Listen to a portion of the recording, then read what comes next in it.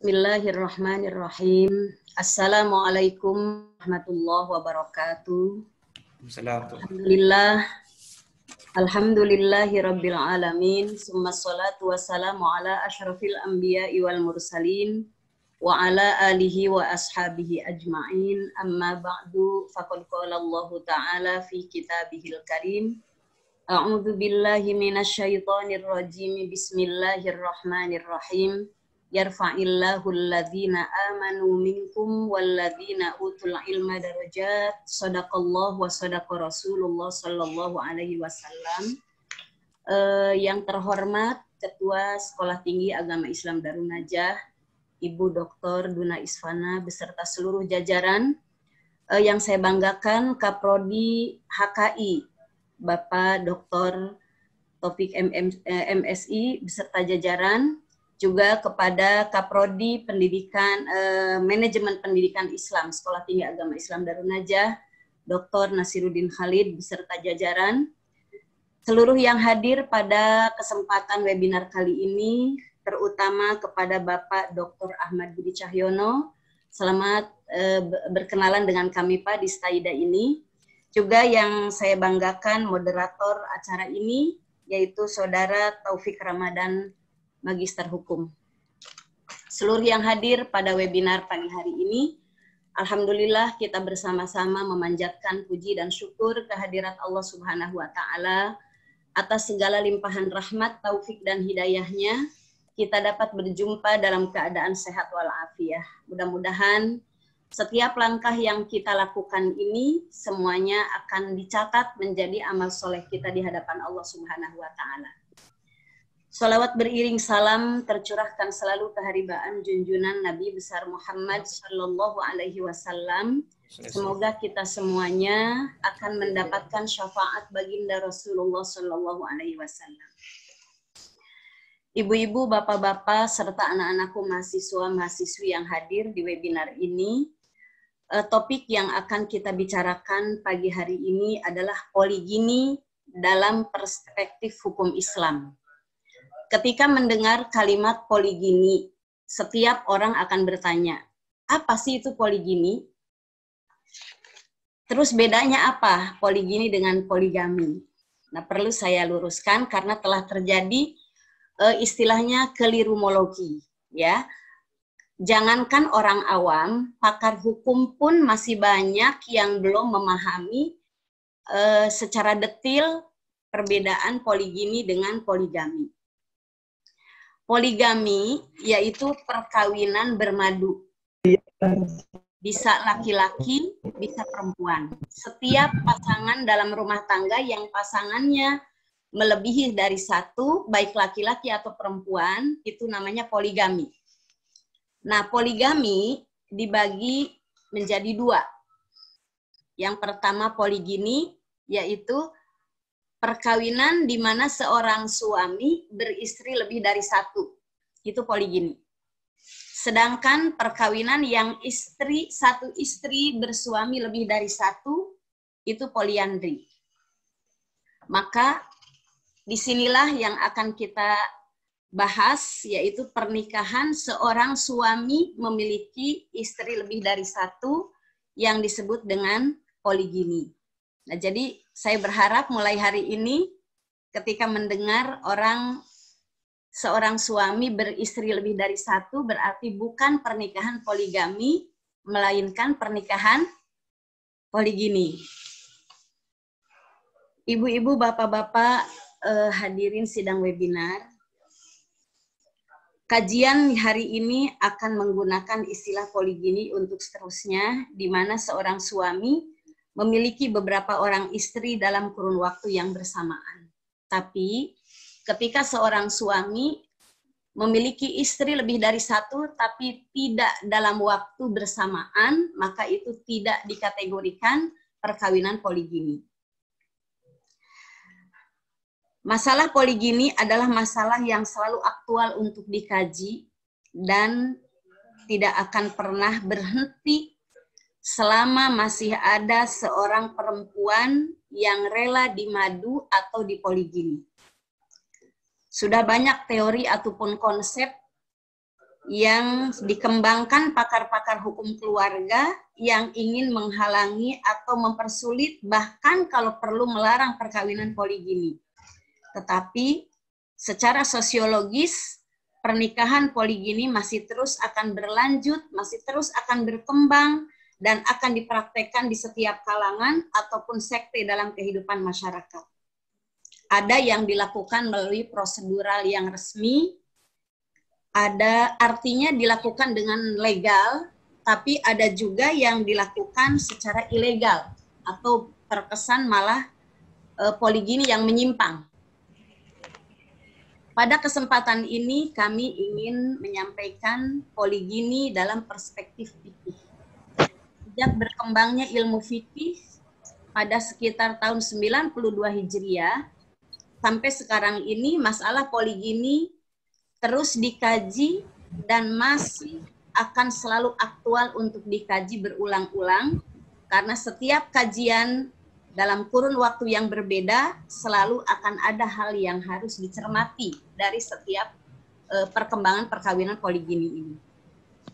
Pada umumnya fuqaha tradisional telah sepakat bahwa poligami itu boleh dilakukan karena Al-Quran dan hadis membolehkannya.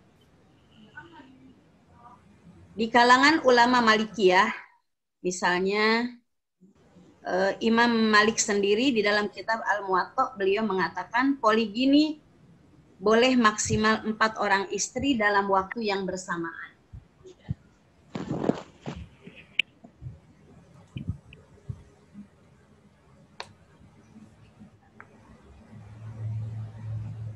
Diceritakan pada suatu hari seorang pria dari Bani Thaqif datang kepada Rasulullah Shallallahu Alaihi Wasallam. Beliau memiliki 10 orang istri dan beliau menyatakan diri untuk masuk Islam. Setelah masuk Islam, Rasulullah Shallallahu Alaihi Wasallam memerintahkan untuk menceraikan yang lain dan menyisakan 4 orang istri saja. Dan beliau mengatakan suami harus berlaku adil. Al-Qurtubi di dalam mazhab ini berkata, adil terhadap istri adalah menyamakan mereka dalam malam-malam giliran dan adil dalam memberikan nafkah lahir maupun batin.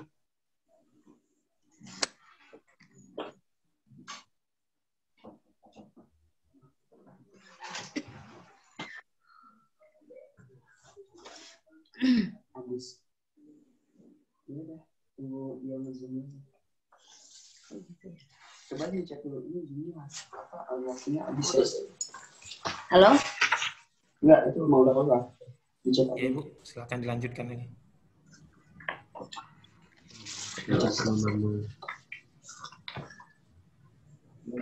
Fuqaha dari mazhab Syafi'iyah bahwa Islam membolehkan seorang suami mempunyai istri lebih dari 4. Berdasarkan Al-Quran, mempunyai istri lebih dari 1, yaitu maksimal 4, berdasarkan Al-Quran dan hadis Rasulullah Shallallahu Alaihi Wasallam, surat An-Nisa. Di bagian lain, menurut Khairuddin Nasution, dasar hukum poligami dapat dihubungkan dengan surat Al-Ahzab. Kemudian surat Al-Mu'minun, Al-Ahzab ayat 50, dan surat Al-Mu'minun ayat 5 dan 6, surat An-Nisa ayat 3. Di dalam Al-Ahzab ayat 50 berhubungan dengan malam-malam giliran terhadap istri-istrinya, nafkah dan hak saling mewarisi. Di dalam surat Al-Mu'minun ayat 5 dan 6 berkaitan dengan masalah istri dari wanita merdeka dengan istri dari wanita kalangan budak. Di samping itu, Al-Asqalani dan Al-Qushairi mengatakan malam-malam giliran dari istri yang masih gadis, yaitu 7 hari, sedangkan istri yang sudah janda cukup di 3 hari saja. Berdasarkan hadis dari Anas yang diriwayatkan muttafaq alaih dari Imam Al-Bukhari. Fuqaha dari madhab Hanafiyah seperti Mahmud bin Ahmad Al-Aini, Abu Bakar bin Mas'ud Al-Kasani, serta dari pendapat Syams ad-Din menjelaskan bahwa seorang suami yang berpoligami harus dapat berlaku adil terhadap istri-istrinya. Keharusan berlaku adil seperti baginda Rasulullah Shallallahu Alaihi Wasallam berlaku adil terhadap istri-istrinya, dan diperkuat dengan ancaman apabila seorang suami berpoligami tetapi tidak berlaku adil ketika berbicara masalah hak dan kewajiban suami istri dalam perkawinan poligami. Al-Aini, Afandi, dan Al-Kasani berkata, suami wajib berlaku adil terhadap istri karena hal itu telah menjadi hak istri yang menjadi kewajiban suami. Bahkan dalam satu hadis, Rasulullah menjelaskan, jika seorang laki-laki mempunyai istri lebih dari satu dan mereka tidak berlaku adil, maka mereka akan dibangkitkan di hari kiamat nanti dengan kondisi pundaknya miring sebelah. Fuqaha Hambali seperti Mansur bin Yunus Al-Buti dan Ibnu Qudamah berpendapat seorang laki-laki boleh beristri sampai 4 orang. Berdasarkan surat An-Nisa, kemudian berdasarkan kasus Gailan bin Salamah dan kasus Naufal bin Muawiyah. Seorang ulama terkenal abad ini dari madhab Hambali, yaitu Ibnu Baz berkata, lebih baik hal ini, maksudnya perkawinan poligami, akan mempermudah dan memperoleh banyak anak dan demi kebaikan wanita itu sendiri, biar ada yang merawat dan memelihara mereka. Tidak diragukan lagi bahwa wanita lebih baik memiliki setengah, sepertiga, atau seperempat suami daripada tidak mempunyai suami sama sekali. Itu pendapat beliau. Meski demikian, suami tetap harus berbuat adil dan sanggup menghidupi istri-istrinya. Bila ia tidak sanggup berbuat adil, maka cukup beristri satu saja. Sejak dahulu para fuqaha tidak pernah mempermasalahkan tentang asas pernikahan. Apakah menganut asas monogami atau asas poligami. Mereka tidak pernah membahas masalah tersebut. Hal ini mungkin sebagai pembeda antara ajaran Islam dengan ajaran agama lain atau sebut Kristen yang jelas-jelas menganut asas monogami. Seiring berjalan waktu serta keadaan, maka sekarang kita mengenal satu istilah. Ada fuqaha, yaitu pada periodisasinya dikenal dengan fuqaha tradisional dan fuqaha kontemporer.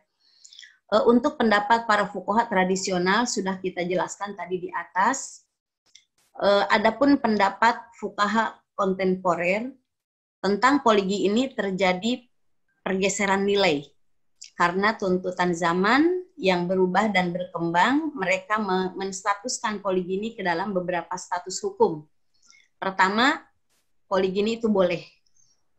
Fuqaha yang berpandangan poligami boleh, yaitu seperti telah dijelaskan di atas, adalah kelompok fuqaha tradisional, akan tetapi tidak menutup kemungkinan fuqaha kontemporer juga banyak yang berpandangan atau berpendapat bahwa poligami itu boleh, karena Al-Quran dan hadis membolehkannya.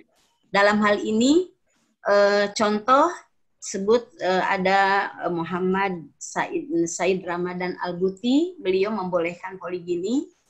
Syekh Ibnu Baz dan Al-Sya'rawi juga membolehkan. Di Indonesia ada Pak Saiful Islam Mubarak, termasuk fuqaha yang membolehkan perkawinan poligami. Juga Profesor Ibu Huzaimah, termasuk beliau yang berpendapat poligami itu boleh, poligami itu boleh, karena Allah telah membolehkannya. Yang kedua, ulama kontemporer yang memandang bahwa poligami itu adalah merupakan suatu keadaan darurat. Boleh dikatakan pintu darurat. Jadi kalau nggak terpaksa banget, sebaiknya tidak dilakukan. Fuqaha yang berpendapat bahwa poligami hanya sebagai pintu darurat, diantaranya Abdurrahman Idoi, kemudian Hussein Muhammad Al-Bahi, dan lain-lain. Sedang ulama di Indonesia diantaranya Profesor Muhammad Quraish Shihab, kemudian Pak Muhammad Ali Hasan, kemudian Profesor Said Akil Siraj, mereka mengatakan poligini adalah sebagai pintu darurat yang bisa dilaksanakan atau dibuka apabila ada hal-hal tersebut di bawah ini. Yang pertama, jika seorang istri mengidap suatu penyakit yang tidak bisa diharapkan kesembuhannya. Yang kedua, istri telah terbukti mandul secara medis. Dan yang ketiga, istri mengalami sakit ingatan.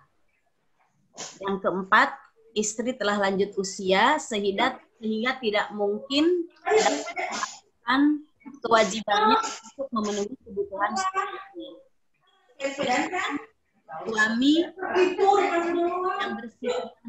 yang bersifat buruk, artinya perilaku istrinya buruk sehingga suami punya celah untuk dapat memperoleh istri yang lain yang akhlaknya lebih baik.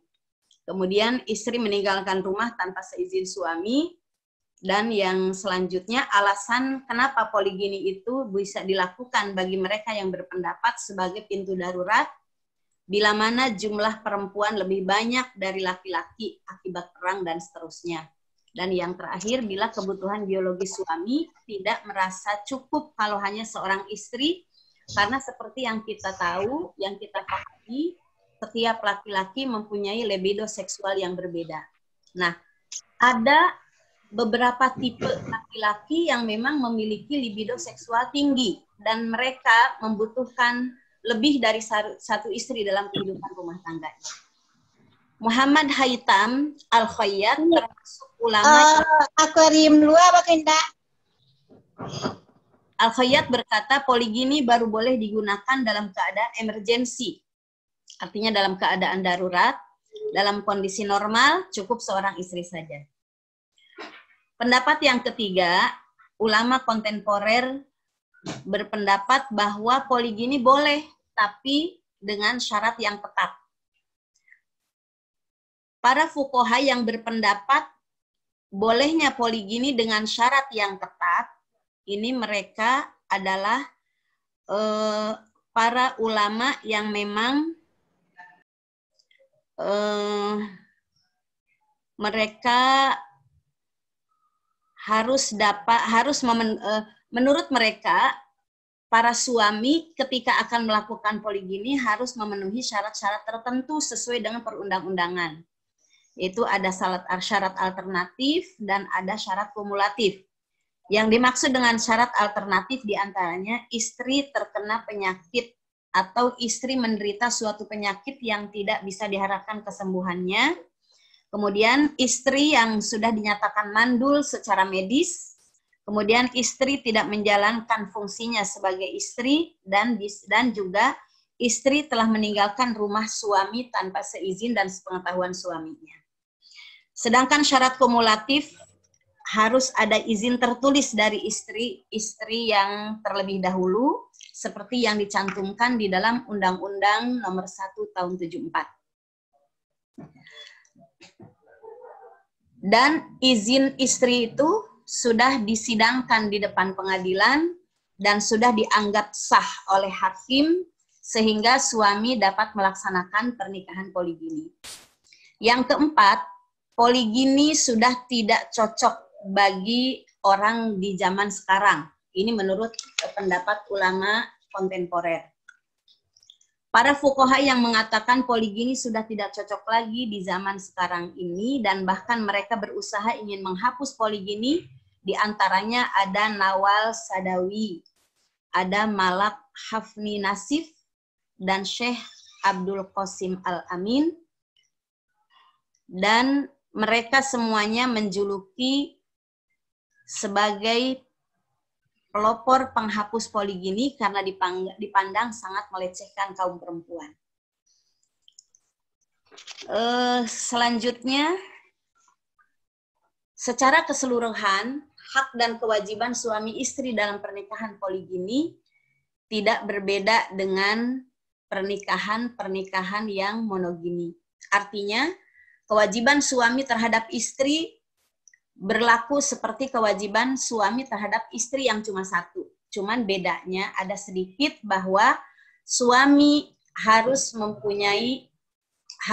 mempunyai sikap adil terhadap istri-istrinya, adil dalam malam-malam giliran, adil dalam nafkah lahir, adil dalam nafkah batin, serta adil dalam memperlakukan anak-anak mereka dari hasil perkawinan mulai dari istri pertama sampai istri keempat. Di dalam pelaksanaannya, adil itu akan sulit didefinisikan. Tapi ketika mengacu pada pengertian adil itu sendiri, maka artinya seorang suami harus siap secara fisik dan mental untuk bisa menjadi suami yang adil bagi istri-istrinya. Kecuali satu yang akan sangat sulit untuk dibagi dengan adil, itu perasaan cinta dan kasih sayang. Nah, inilah yang sering diperdebatkan di kalangan para fuqaha ketika bicara tentang adil. Tentu untuk yang satu tadi, adil di situ mengacu pada lebih pada sikap dan prinsip suami dalam memperlakukan istri berpedoman pada wa'ashiruhunna bil ma'ruf. Pergaulilah mereka dengan ma'ruf. Karena kalau untuk mengukur cinta, kasih sayang, itu akan sulit didefinisikan. Selanjutnya, dari akhir penjabaran ini saya ingin menyampaikan bahwa ajaran Islam tidak pernah menghukumi pernikahan kedua, ketiga, dan keempat untuk seorang laki-laki atau suami yang dikenal dengan istilah poligini kepada status hukum tertentu, baik itu sunnah, makruh, haram, apalagi wajib. Dan tidak juga menghukumi haram. Status hukum poligami hanya sebuah kebolehan bagi mereka yang sanggup berlaku adil terhadap istri-istrinya, termasuk juga anak-anak yang mereka lahirkan dari perkawinan mereka. Syarat adil dalam pelaksanaan praktek poligami selalu bermuara pada ayat 129 surat An-Nisa. Untuk mencapai pemahaman ini, maka diperlukan yaitu pemahaman atau pengertian terhadap delik-delik dari makna adil. Di antaranya bahwa Al-Quran menjelaskan, dan kamu sekali-kali tidak akan dapat berlaku adil di antara istri-istrimu sekalipun kamu sangat ingin berlaku demikian. Kalau hanya memahami sampai di sini, siapapun tidak akan mampu berlaku adil kepada istri-istrinya. Delik yang kedua, karena itu janganlah kamu terlalu cenderung kepada satu istri yang kamu sangat cintai, sehingga kamu membiarkan yang lain terkatung-katung atau terlunta-lunta. Delik yang ketiga, jika kamu ingin mengadakan perbaikan dan memelihara diri dari kecurangan, maka sesungguhnya Allah Maha Pengampun lagi Maha Penyayang. Kesimpulan kedua, fuqaha tradisional sangat berhati-hati di dalam mengupas masalah poligami ini. Hal ini terbukti mereka tidak terlalu jauh melebar di dalam membahas perkawinan poligami. Mereka fokus pada pembahasan mereka, yaitu pada masalah bahwa poligami itu boleh. Kemudian, poligami boleh dilakukan asalkan hanya jumlah 4 orang istri saja. Dan poligami boleh dilakukan apabila seorang suami bisa berlaku adil terhadap istri-istrinya, kemudian berlaku adil terhadap anak-anak keturunannya, yaitu adil dalam hal malam-malam giliran, dan adil dalam nafkah lahir dan batin. Kemudian status istri dan anak-anak diperlakukan secara seimbang sesuai dengan ajaran baginda Rasulullah SAW. Mereka para fuqaha hanya membedakan malam-malam giliran untuk istri yang dinikahi dalam keadaan masih gadis, maka pada saat dinikahi itu malam gilirannya sebanyak 7 hari, sedangkan yang sudah janda cukup 3 hari. Dan yang paling penting, mereka selalu mengundi giliran mereka untuk bermalam di istri-istri mereka.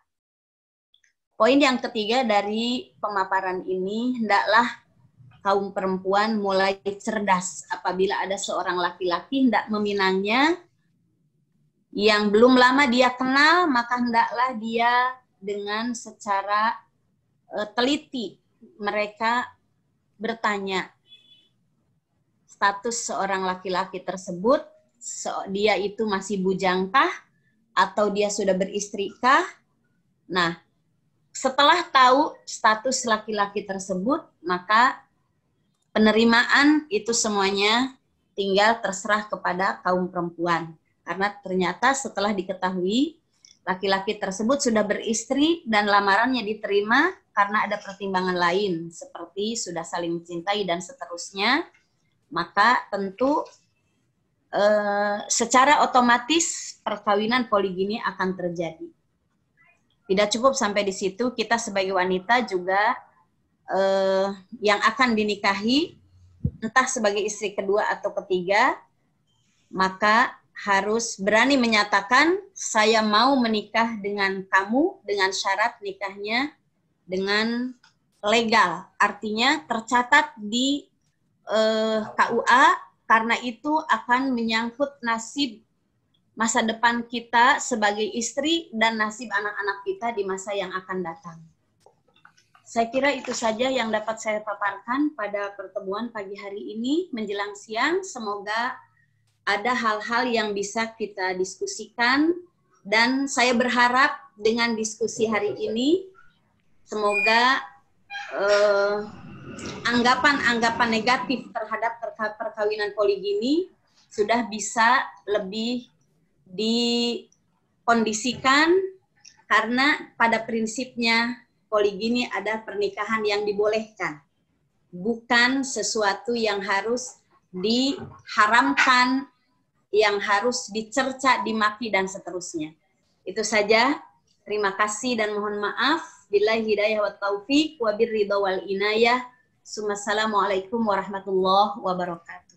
Waalaikumsalam warahmatullahi wabarakatuh. Waalaikumsalam warahmatullahi wabarakatuh. Terima kasih Ibu atas pemaparan materinya. Waalaikumsalam. Menarik ya apa yang sudah disampaikan oleh pemateri narasumber. Kita dapat simpulkan bahwa poligami menurut narasumber itu adalah kawin di madu. Baik suami beristri lebih dari satu ataupun sebaliknya. Kawinan bermadu. Ya, kawinan bermadu. Nah, namun di sini pemateri juga sampaikan bahwa poligami itu dibagi dua. Ada poligami, ada poligini, ada poliandri. Poligini yaitu perkawinan suami lebih dari satu istri, sedangkan poliandri perkawinan istri lebih dari satu suami.